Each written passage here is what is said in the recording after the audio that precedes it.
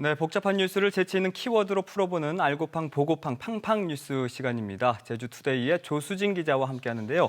자, 바로 첫 번째 키워드를 살펴보면 제주도는 전기차 판매점입니다. 이건 어떤 내용인가요? 네, 제주도는 돌과 바람이 많은 섬으로 잘 알려져 있죠. 네, 많은 게 하나 더 있습니다. 바로 전기 자동차인데요. 도로를 다니는 차들을 보면 파란색 번호판을 단 전기차가 쉽게 눈에 띕니다. 네. 전국에서 제주도가 전기차 보급률이 가장 높기도 하고 또 등록 대수는 서울 다음으로 많습니다. 전기차가 이렇게 많은 배경에는 바로 2030 카본 프리 아일랜드 비전이 있습니다. 그 비전이라 함은 제주를 2030년까지 탄소가 없는 섬으로 만들겠다는 그 계획인 거죠? 네, 맞습니다. 지난 2012년 우금민 도정 때 처음 발표를 했고요. 그 이후에 원희룡 지사가 이어받아서 관련 정책 사업을 추진하고 있습니다. 그중에서도 전기차 보급 사업이 핵심 사업인데요. 내연기관이 없는 전기차 특성상 배기가스를 내뿜지 않기 때문에 친환경 자동차라는 인식이 컸기 때문입니다. 하지만 사실 따지고 보면 이 전기차를 움직이게 하는 그 전기 자체가 화석연료로 만들어지면 친환경과는 좀 거리가 멀다는 문제가 있기도 하는데요. 네. 어쨌든 제주도는 전기차를 늘리는 데 치중해왔습니다. 반면 관리 대책은 전무하다는 지적이 나온 겁니다.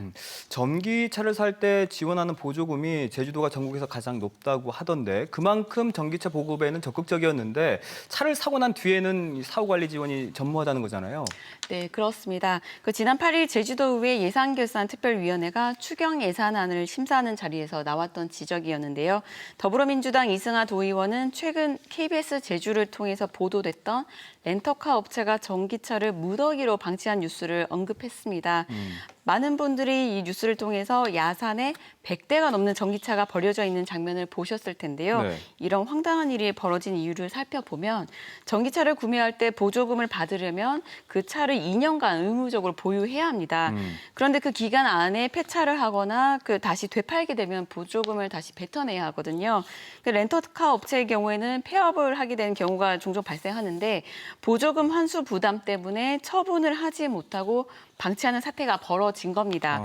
거기다가 차가 고장이 나도 그 수리 비용이 일반 차값과 맞먹을 정도 비싸다 보니까 비싸네요. 그대로 놔두는 사례도 많았고요. 보도가 나간 이후에 제주도가 이 렌터카 업체를 상대로 이 내용에 대해서 전수조사를 했다고요?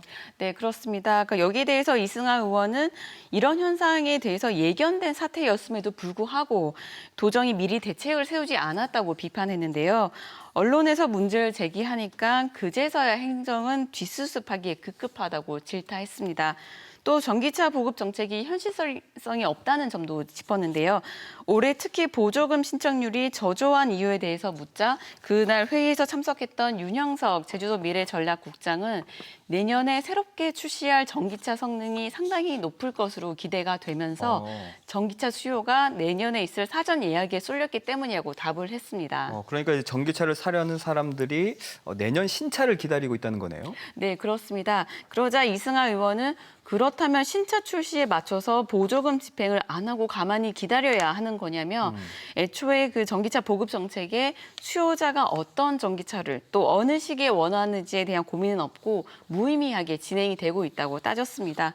그러면서 숫자가 중요한 게 아니고 현실에 맞춰서 카본 프리 아일랜드로 갈 수 있는 방안을 점검해야 한다고 강조했는데요. 게다가 전기차에 대한 관리 계획도 마땅히 없는 마당에 수소차 보급 계획까지 제주도가 내놓으면서 두 마리 토끼를 과연 잡을 수 있겠느냐고 우려하기도 했습니다. 네, 이 수소차 역시 섣불리 보급 계획만 내세워서는 안 된다는 지적인 것 같은데요. 이 밖에는 또 어떤 얘기들이 오고 갔을까요? 네, 같은 날 자동차 제조회사에 대한 관리가 필요하다는 목소리도 나왔는데요. 민주당 박원철 도의원은 처음에 전기차가 나왔을 때 그 전기차 제조회사에서 일정 기간이 지나면 배터리를 교체해주겠다는 약속을 했었는데 네. 이게 지켜지지 않고 있다면서 이를 강력하게 제재할 방안을 마련해야 한다고 강조했습니다. 그 전기차 안에 있는 배터리는 소모품이기 때문에 사용 기간이 늘어날수록 성능이 떨어지게 마련입니다. 네. 그래서 6년 전이나 7년 전에 나왔던 초창기 모델 전기차는 이제 한 번 충전하면 100km도 채 못 간다고 하는데요. 전기차 제조회사가 차만 팔아먹고 나몰라라 한다며 먹튀라는 표현까지 했습니다. 이런 상황을 두고 한 도의원은 제주도가 전기차 판매점이라는 웃지 못할 농담을 하기도 했습니다. 네. 이 제주도에서 전기차와 관련해서 나타나는 문제점들은 분명히 앞으로 다른 지역에서도 일어날 현상일 텐데 이런 문제를 좀 잘 해결을 해서 제주가 정말 진정한 전기차 선도 지역이 됐으면 좋겠습니다. 자, 다음 키워드는 해프닝일까 발목 잡을까예요. 이건 어떤 내용인가요? 네, 그저께였죠. 지난 8일 더불어민주당에서 깜짝 발표가 있었는데요. 바로 국민권익위원회에서 민주당 의원들의 부동산 투기 의혹 여부를 전수조사를 한 결과였습니다. 그 명단을 권익위에서 민주당 측에 전달을 했고 당 지도부는 고민 끝에 투기 의혹 소지가 있는 12명 의원 명단을 공개했습니다. 그리고 지역구 의원 10명에겐 탈당 권유를 또 비례대표 의원 2명에게 출당 조치를 하기로 했는데요. 여기에 제주시의를 지역구로 둔 오영훈 의원이 포함이 된 겁니다. 농지법을 위반한 의혹을 받고 있는 것으로 알고 있는데 좀 자세하게 알려주실까요? 네, 그 내용을 살펴보면 오영훈 의원이 소유한 서귀포시 남원읍 신흥리에 있는 땅이 문제가 됐습니다. 여기가 농지인데요. 네.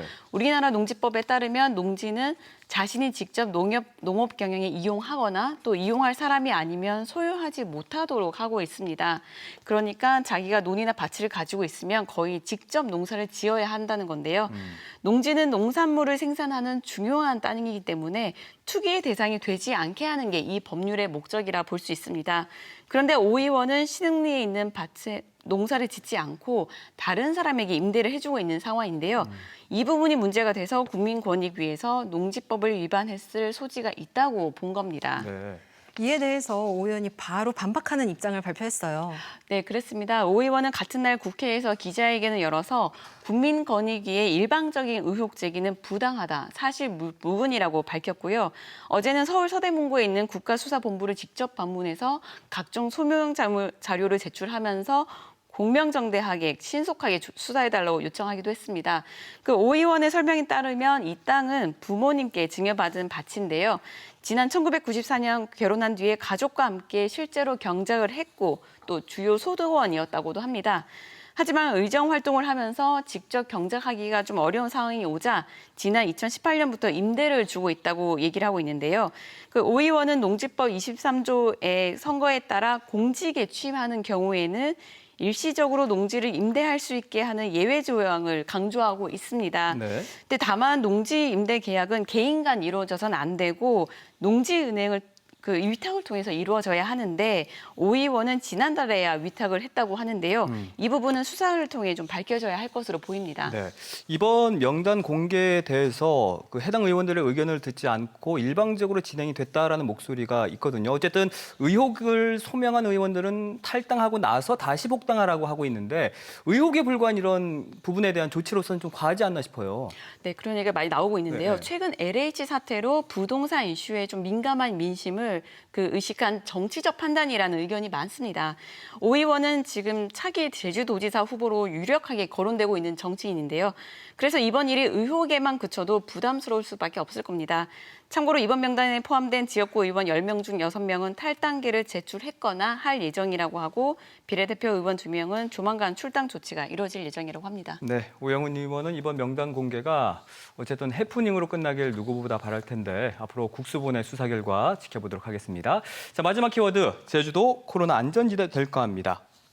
네, 어제 원희룡 제주도지사가 정부를 상대로 제주도민들에게 코로나19 백신 물량을 우선적으로 배당해 줄 것을 공식적으로 건의했습니다. 도의회에서도 같은 내용의 건의안을 채택했는데요. 집단 면역이 가능하도록 도민 49만 명이 맞을 수 있는 백신을 우선 확보해달라는 내용입니다. 네. 이번에 건의를 하게 된 배경은 뭘까요? 네, 지금 제주는 코로나 사태 이전의 관광객 수준을 회복할 만큼 많은 관광객이 들어오고 있는데요. 그렇죠. 본격적인 여름 휴가철이 되면 아무래도 관광객이 더 늘어나면서 제주도민의 경우는 외부 감염 요인에 취약할 수밖에 없습니다. 또 섬이라는 특성상 확진자가 다수 발생할 경우에도 병상이 부족해지면 육지부로 지금 이송하는 게 제한적이고 의료 인력이 즉각 투입될 수 없다는 한계가 있습니다. 여기다가 제주도가 집단 면역을 이루면 코로나로 여행을 가지 못했던 국민들의 안전한 관광지가 될 수 있는 점도 이제 여기 포함이 됐는데요. 네. 하지만 형평성의 문제 때문에 쉽진 않을 것으로 보입니다. 국내 국내에서 관광지가 제주도가 유일하지도 않고 또 제주도보다 훨씬 더 의료 여건이 취약한 도서산간 지역이 많기 때문입니다. 네, 글쎄요. 정부가 과연 이를 수용할지가 저 역시도 참 궁금한데 이 역시도 좀 더 지켜보도록 하겠습니다. 자, 오늘 소식은 여기까지 듣겠습니다. 조수진 기자 고맙습니다. 네, 감사합니다. 강남 리포터 수고 많으셨어요.